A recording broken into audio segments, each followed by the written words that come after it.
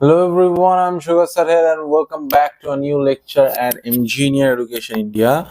तो आज के लेक्चर में हम लोग एंजाइम्स के बारे में बात करेंगे। मैं आशा रखता हूँ कि कल का लेक्चर आप सभी को अच्छा लगा होगा।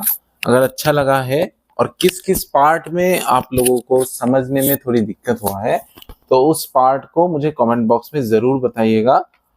चलिए जल्दी से लेक्चर को स्टार्ट करते हैं। तो सबसे पहले एंजाइम्स का आज हम लोग क्या करेंगे, इंट्रोडक्शन वाला पार्ट ही पढ़ेंगे और थोड़ा सा डिटेल में जाएंगे। ठीक है।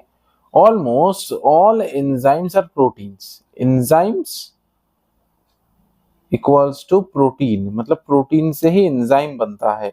इसीलिए कहते हैं कि प्रोटीन खाना बहुत ज्यादा जरूरी है। फिश, एग, सोयाबीन, दाल, ठीक है, तो ये सब चीजें, दूध, तो वो क्या होता है, उसका जो प्रोटीन होता है तो वो एंजाइम्स में कन्वर्ट हो जाता है, जिससे कि हम लोगों के बॉडी में बहुत ज्यादा काम या फिर बहुत ज्यादा हेल्प करता है ये enzymes. There are some nucleic acids that behave like enzymes. कुछ न्यूक्लिक एसिड ऐसा होते हैं जो कि एंजाइम्स की तरह बिहेव करते हैं। ठीक है, कुछ न्यूक्लिक एसिड ऐसा होते हैं जो कि एंजाइम्स की तरह बिहेव करते हैं। ओके, एक सेकंड, मैं कैमरा को सीधा कर दूं। हाँ ठीक है, चलो। Okay, these are called ribozymes. NEET का क्वेश्चन है, मार्क कर लो। राइबोजाइम्स, राइबोजाइम्स कैसा है? राइबोजाइम्स यानी कि न्यूक्लिक एसिड जो कि एंजाइम की तरह बिहेव करेगा। Okay, one can depict an enzyme by A line diagram. An enzyme like any protein has a primary structure. यानी कि इसके पहले वाले लेक्चर में हम लोगों ने प्राइमरी स्ट्रक्चर के बारे में बात किया था। तो एंजाइम क्या है? प्राइमरी स्ट्रक्चर है, that is amino acid sequence of the protein. Protein का ही एक अमाइनो एसिड सीक्वेंस होता है, मतलब अमाइनो एसिड जोड़ जोड़ के एक प्राइमरी स्ट्रक्चर बना के एंजाइम बनता है। An enzyme like any protein has the secondary और the tertiary structure.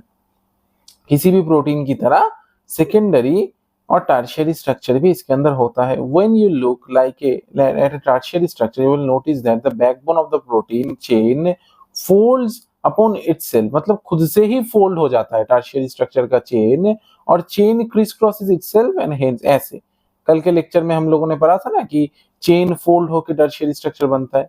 Many crevices और पॉकेट्स आर मेड। ये देखो, इसके अंदर बहुत सारे क्रेविस और पॉकेट बना हुआ है। ठीक है, ऐसे करके पॉकेट बना हुआ है चेन का, प्रोटीन का। ठीक है, one such pocket is called the active side. यानी कि एंजाइम का रिएक्शन जहां पे होगा उसी को हम लोग एक्टिव साइड बोलेंगे। An active side of an enzyme is a crevice और a pocket into which substrate phase. यानी कि एंजाइम का काम क्या है? कोई भी रिएक्शन को स्पीड में करवाना। तो कोई भी सबस्ट्रेट एंजाइम के अंदर फिट बैठ जाएगा और यहां से निकल जाएगा। ठीक है, ओके।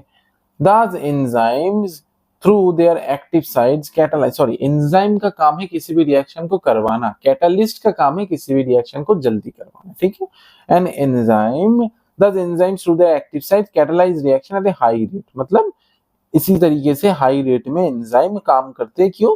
क्योंकि इसके अंदर होगा ऐसे सबस्ट्रेट आएगा, जो जिसको रिएक्ट करना होगा वो आएगा, एंजाइम के एक्टिव साइड में सबस्ट्रेट घुसेगा और यहाँ से प्रोडक्ट बाहर निकल जाएगा। Thus enzymes through their active site catalyze reaction at a high rate. Enzyme catalyst differ from inorganic catalyst in many ways। मतलब एंजाइम भी कैटलिस्ट की तरह ही बिहेव करेगा, लेकिन ये इनऑर्गेनिक कैटलिस्ट की तरह नहीं होता है। क्यों नहीं होता है? But one major difference needs mention, inorganic catalyst work efficiently at high temperature and high pressure. Inorganic catalyst को अगर काम करवाना हो तो हाई टेम्परेचर और हाई प्रेशर लगता है। While enzymes get damaged at high temperature। अगर बॉडी का टेम्परेचर बहुत ज्यादा बढ़ गया हो, हाई टेम्परेचर हो गया हो, बॉडी का टेम्परेचर बहुत ज्यादा बढ़ गया हो तो एंजाइम काम नहीं करेगा। Enzymes will not work. Okay, समझ में आ गया? चलो।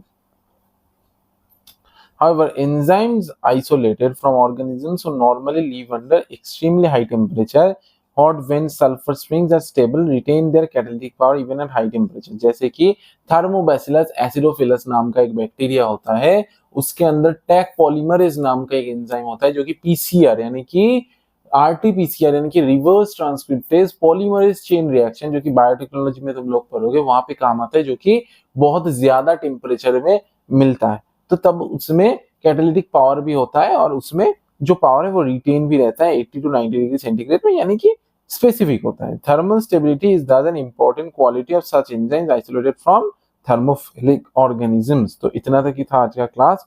केमिकल रिएक्शंस हम कल पढ़ेंगे। मैं छोटा छोटा टॉपिक इसीलिए पढ़ा रहा हूँ क्योंकि एक दिन में 15 मिनट तुम लोगों को लगेंगे, एक पैराग्राफ पढ़ लोगे, धीरे धीरे पढ़ोगे, दिमाग में रिटेन रहेगा। सिर्फ और सिर्फ पढ़ने से नहीं होगा, पिछले वाला लेक्चर रिवीजन भी करना है। तो बायोमोलिक्यूल्स में इतना तक मैंने जो पढ़ा है पहले क्लास से, तो वो तुम लोगों को रिवाइज भी करना है, क्योंकि रिवीजन से ही तुम लोग आगे बढ़ पाओगे। जितना ज्यादा रिवाइज करोगे, सामने का कम पढ़ो, एक पैराग्राफ ही पढ़ो, लेकिन पीछे का पूरा पढ़ो और उसका क्वेश्चन पूरा सॉल्व करो। ठीक है, I am sugar sir, signing off, good bye.